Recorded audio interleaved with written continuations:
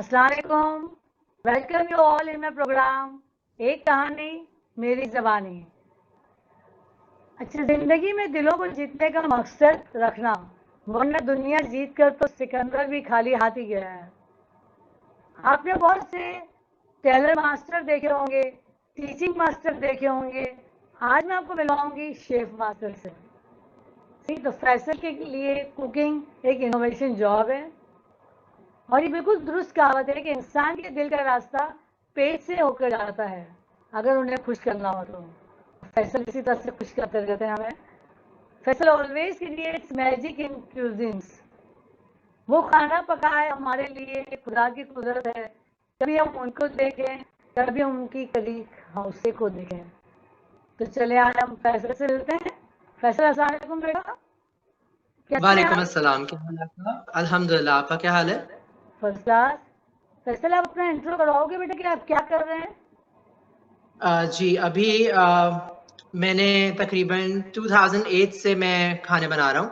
मैं पहले एक पर्सनल शेफ था, फिर जब मुझे शौक था तो मैंने कहा क्यों नहीं इस चीज़ को मैं प्रोफेशनली लेके चलूँ। तो 2015 में मैंने इसका एक ग्रेजुएट डिप्लोमा किया और फिर मैं एक बेक शॉप के अंदर मैंने काम किया 2015 में।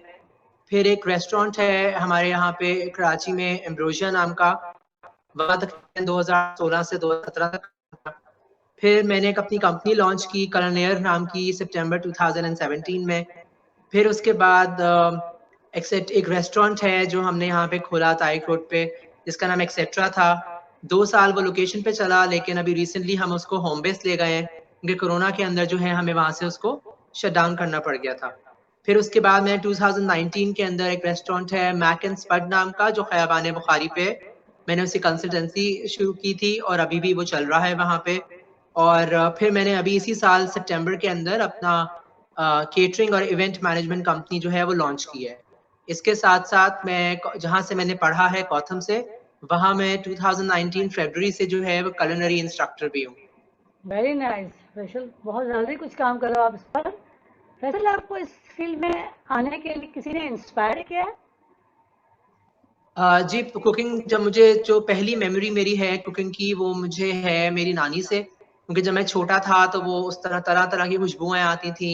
उनको खाने बनाने का मेरी नानी को बहुत ज़्यादा शौक था, तो जो मेरी पहली मेमोरी है वो उनसे है। तो वहाँ से मेरा ख्याल से मेरे अंदर शौक पैदा हुआ था। लेकिन फिर ज़ाहिर है मैं बड़ा हुआ तो मुझे अंदाज़ा हुआ कि शौक की हद तक, एक हॉबी की हद तक नहीं है।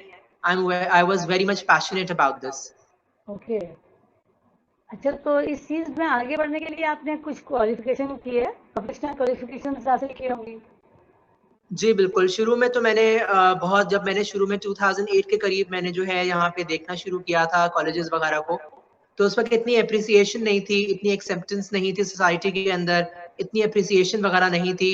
तो मैंने एक अलग तरफ एक अलग एजुकेशन जो है वो उसकी तरफ मैं चला गया। लेकिन इवेंचुअली मैंने ये रियलाइज़ किया, जब एक चीज़ जो है जिसमें मुझे खुशी है, जो मैं बाकायदा करना चाहता हूँ, तो अगर मुझे वो करनी ही है, क्योंकि मैं साइड बाय साइड कर रहा था, करनी है तो क्यों ना उसको सही तरीके से लेके चला जाए। तो यहाँ पे एक इंस्टीट्यूट है जो कि गौथम नाम का है, वहाँ से फिर मैंने graduate diploma in international culinary arts किया था फिर। Very good. कितने साल का है ये? तकरीबन ये वो कॉलेज जो है वो मल्टीपल डिप्लोमास एंड डिग्रीज जो है वो देता है, लेकिन जो मैंने किया है वो 1.5 साल का डिप्लोमा है, गुड। जिसके अंदर बेसिक से शुरू करके बेसिकली फ्रेंच कुजीन और मल्टीपल पाकिस्तानी कुजीन, बेकिंग और सारा कुछ एंड तक थ्योरेटिकल नॉलेज के साथ साथ भी सिखाया जाता है। Very nice. देखिए, आजकल हम देखते हैं बीए एमए पास भी जॉबलेस घूम रहे हैं, तो ये culinary आर्ट्स बिल्कुल। के बाद आप माशाल्लाह बहुत अच्छी तरक्की कर रहे हैं। Very nice. जी, बिल्कुल। पहले इतनी वेल, एक्सेप्टेंस नहीं थी चीज़ों की, लोग जी जी एप्रिशिएट जी। नहीं करते थे कि बड़े होके अच्छा क्या कर रहे हो? खाना बनाते हो, बावर्ची बनना है। लेकिन हाँ। लोगों को वो फ़र्क जो है अब आहिस्ता-आहिस्ता समझ में आ गया, जिस तरह के बेसिकली एक दर्जी में और एक फैशन डिज़ाइनर में फ़र्क है, उस तरह से बिल्कुल। एक बावर्ची में और एक शेफ़ में भी फ़र्क है। तो अच्छी बात है कि ज़्यादातर लोगों का रुझान अब इस तरफ हो रहा है और लोग जो हैं वो यहाँ पे भी इंटरनेशनली भी यहाँ से पढ़ के जो बाहर गए हुए हैं, उन्होंने भी हमारी पाकिस्तान की अपनी एक इंटरनेशनल कुलिनरी टीम है, उसका भी आहिस्ता-आहिस्ता पाकिस्तान का भी इस फ़ील्ड में काफ़ी हद तक नाम हो रहा है।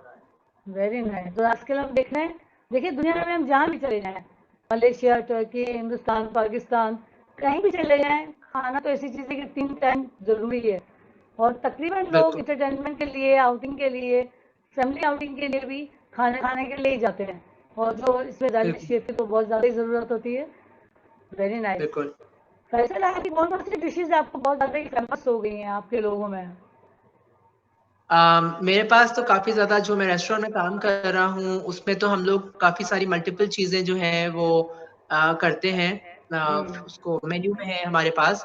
लेकिन नॉर्मली जो मेरा खुद का रुझान है, वो थोड़ा इंटरनेशनल कुज़ीन की तरफ है ज़्यादा। पाकिस्तानी अच्छा। भी अच्छा बना लेता हूँ मैं, वो तो ख़ैर कस्टमर्स के ऊपर डिपेंड करता है, जिस तरह वो उसको उनको अपीलिंग लगे। लेकिन मेरा ये मानना है कि बेसिकली जब कभी भी मैं कोई चीज़ बनाता हूँ, बेशक वो ब्रेकफ़ास्ट में हो, वो आपकी इंटरनेशनल कुज़ीन हो या पाकिस्तानी कुज़ीन, मेरे लिए जो है वो कोई भी डिश जब बन रही होती है, तो वो एक आर्ट है। जब वो बिल्कुल। चीज़ जा रही होती है, उसमें जो इंग्रीडिएंट जा रहे होते हैं, तो वो मेरे लिए पेंट है और जो मेरी प्लेट है, वो मेरा कैनवस है कि इन द एंड बिल्कुल। कैनवस के ऊपर किस तरीके से वो इंग्रीडिएंट सजेंगे, किस तरीके से वो एंड में निखर के सामने आएगी। तो मैं जब कभी भी कुछ भी बनाऊँ, वो इंटरनेशनल कुज़ीन हो, वो पाकिस्तानी कुज़ीन हो या वो किसी भी कोई और किस्म की कोई सैलड्स वगैरह जो मर्ज़ी हो, मेरा दिमाग सबसे पहले जब पहला मैं पतीला भी चढ़ाऊँ या दिमाग में रेसिपी भी आए, तो मेरे दिमाग में वो एक तस्वीर आखिर की एक तस्वीर बननी शुरू हो जाती है कि कैसा होना चाहिए। तो ये this is the same theory जो कि मैं अपनी लाइफ़ में भी इम्प्लीमेंट करता हूँ कि when you are doing something you always have to have long term plans, long term goals जिसके ऊपर आपकी चीज़ें काफ़ी ज़्यादा you will have a practical view about things. Absolutely right क्योंकि हर काम के एंड में जाने से पहले ही शॉर्ट गोल्स और लॉन्ग गोल्स होने ज़रूरी है। तो ये आप पहले से डेफिनिटली, ही अपना डेफिनिटली। फ्यूचर का पूरा सोच लेते हैं कि क्या करना चाहिए और कैसा बनेगा। जी, इट्स वेरी गुड प्लान, जी। Good planning. Thank you. अब मुझे ये पूछना है आपसे कि आपके कोई इन्हीं खाने के दौरान कोई ऐसा मेमोरेबल आपका इवेंट जिसमें आपके बहुत अच्छे-अच्छे गेस्ट आपको यादगार रहे और आपके लिए हमेशा से आप इसको याद करें? उनके बारे में कुछ जी बताएँगे? बिल्कुल, जब हम लोग मैं अपना रेस्टोरेंट जो है एक्सेट्रा चल रहा था हमारा, तो उसके अंदर हमारे पास एक कस्टमर आई थी और उन्होंने हमारे पास स्टेक ऑर्डर किया था।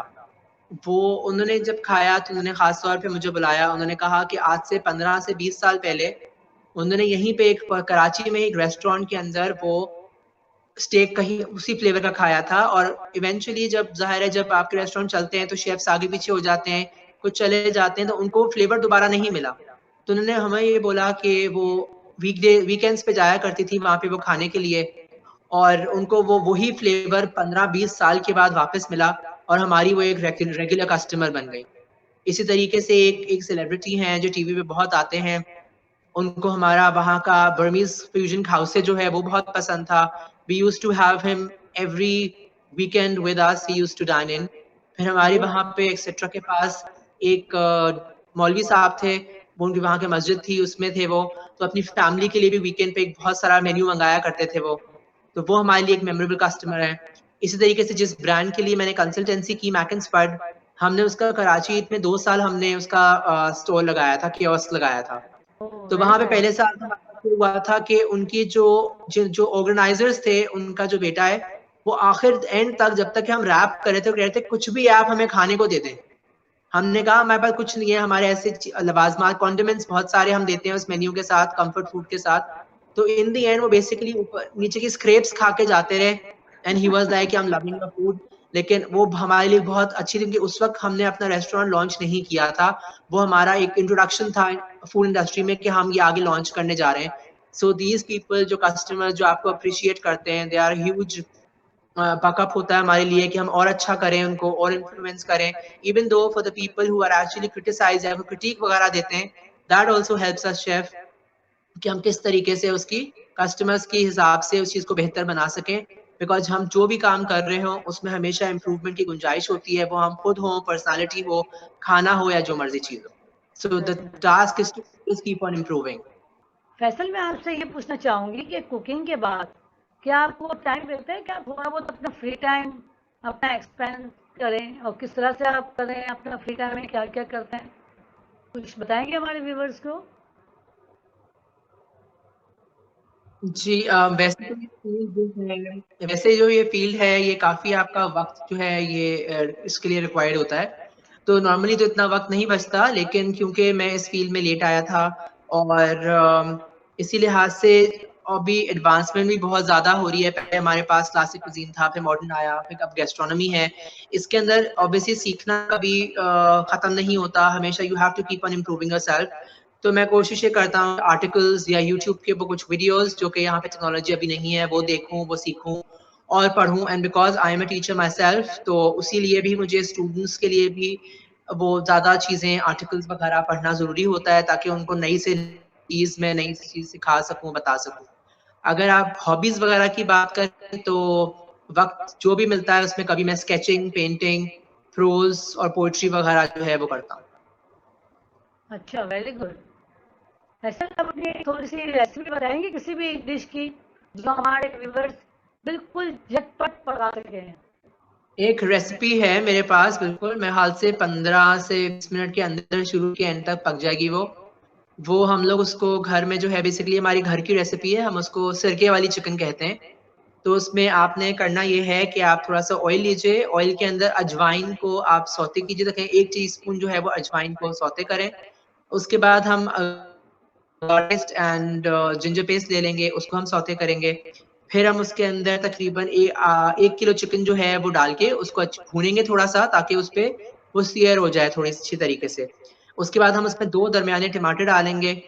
फिर उसके बाद हम उसमें नमक थोड़ा-सा और तकरीबन 1 टीस्पून, डेढ़ टीस्पून की बराबर पिसी हुई लाल मिर्च डालेंगे। वो डालने के बाद उसके अंदर 1 कप सिरका और उसको अच्छे तरीके से भून लेंगे। और आखिर में जो है जब पूरी तरीके से चिकन बन जाएगी तो उसमें जो आपकी हरी मिर्चें हैं उसको बीच में से काट के हम इसमें डाल देंगे और वो आपकी जो विनेगर चिकन है या जो सिरका चिकन है वो तैयार है। इसके साथ-साथ एक छोटी-सी पिकल एक सर्व होता है। 1 कप सिरके के अंदर आप 1 प्याज़ डाल के और कुछ हरी मिर्चें स्लाइस करके डाल दें, तो वो इसके साथ कॉम्प्लीमेंट करती है चीज़। That's it. वेरी नाइस, इतना झटपट, very good. Really it's true, cooking with love provides food for soul. तो ये बहुत ज़्यादा लव से पकाते हैं, बहुत ज़्यादा अच्छा पकाते हैं, लोगों को बहुत ज़्यादा ही अट्रैक्ट कर चुके हो। फैसल माशाल्लाह इतनी छोटी एज में आपने बहुत ज़्यादा ही अपना मकाम हासिल कर लिया है। अब लास्ट में मैं ये कहना चाहूँगी कि आपकी इस प्रोफेशनल लाइफ में जो भी हिंड्रेंस आई है, तो आप हमारे व्यूअर्स को ये बता सकते हैं, हमारे यंगस्टर्स को, कि चाहे वो मेल हो या फीमेल, अपने इस फील्ड में अगर वो जाना चाहें तो जाएं या कुछ तैयारी करके जाएं पहले से? नहीं बेसिकली पहली बात तो ये है कि यहाँ पे इतनी अवेयरनेस या करियर काउंसलिंग इतनी ज़्यादा हमारे मुल्क के अंदर नहीं है। बिल्कुल। अब आहिस्ता-आहिस्ता अवेयरनेस आ रही है तो बच्चों को तो वैसे यही नहीं पता होता कि उन्हें करना क्या है। वो इंजीनियर और डॉक्टर्स की तरफ ही लोग चले जाते हैं या बिज़नेस की तरफ चले जाते हैं। लेकिन अब एडवांसमेंट इतनी हो रही है, लोग तरह-तरह की चीज़ें कर रहे हैं, तो ये भी एक ऐसी फ़ील्ड है जिसके अंदर काफ़ी ज़्यादा एडवांसमेंट हो रही है।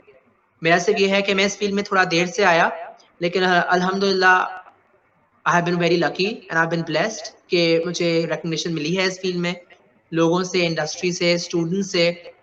लेकिन अगर कोई भी इस फ़ील्ड में आना चाह रहा है, उनके लिए ये ज़रूर मैं कहूँगा कि ये फ़ील्ड आपका वक़्त बहुत रिक्वायर करती है। और आप लोगों को कुछ भी करने के लिए इट्स इम्पोर्टेंट कि आपको एक कैटलिस्ट बनना पड़ेगा। आप कैटलिस्ट बनेंगे तो ये एक्शन होगा, वो आपके अपने अंदर ये एक्शन हो, आपके पैशंस में हो या इस फ़ील्ड के अंदर आप कोई ना कोई इनोवेशंस लेके आएँ, आप फ्यूजन कुज़ीन लेके आएँगे। पाकिस्तानी कुज़ीन कहीं न कहीं इतनी उसमें इनोवेशंस नहीं हैं, बाहर इतना रिकॉग्नाइज़ नहीं है। थोड़ा बहुत हमें सबकॉन्टिनेंट के साथ मिला के वो चीज़ मिक्स अप हो जाती है। लेकिन कभी भी इस फ़ील्ड के अंदर आएँ तो कोई काम जो है वो आप दिल से करेंगे, तो ये बहुत अच्छा रहेगा। अब क्योंकि बिल्कुल। इसमें अवेयरनेस आ गई है, एक्सेप्टेंस आ गई है, तो हमारे पास बहुत सारे लोग इसमें आ रहे हैं। कोई भी उम्र likewise because I came late तो कोई भी एज इस फ़ील्ड में आने के लिए या किसी भी फ़ील्ड में जाने के लिए कम नहीं है बिल्कुल भी। बिल्कुल, वेरी नाइस। आप जब कभी भी हो आप आएँ, you if you love cooking, you come and become a chef. और ये चीज़ मैं दोबारा फैसल की चीज़ रिपीट करूँगी कि देखिए हमारे यंगस्टर्स बहुत से ऐसे बच्चे हैं जो अभी भी बीए, एमए, मास्टर वगैरह के बावजूद भी अभी अनएम्प्लॉयड हैं। तो ये कुकिंग की फील्ड, शेफ की फील्ड बहुत ज़्यादा फेमस हो चुकी है। डे बाय डे इसकी अवेयरनेस बढ़ती जा रही है और लोग जहाँ कहीं भी जाएँ आप, अगर शेफ का काम आपने किया हुआ होगा तो आई होप कि अच्छे से अच्छे रेस्टोरेंट से आपको दोनों हाथों से ले लेते हैं और आप डॉलर्स में अच्छे से अच्छे कमा सकते हैं। तो ये भी बहुत बड़ी एक फील्ड है, तो you can choose it. Thank you very much Faisal. मैं आपके लिए बोलना पसंद करूंगी। बोलना सबको आता है, बस किसी का दिमाग चलता है, किसी की जबान और किसी के हाथ। फैसल की तरह जिनके बहुत टेस्टी होते हैं, जो दूसरों को हमेशा अपनी तरफ माइल कर लेते हैं कि एक बार खाने के बाद बार बार हम फैसल के पास जाएं। Thank you very much Faisal. Allah Hafiz all of you. Allah Hafiz.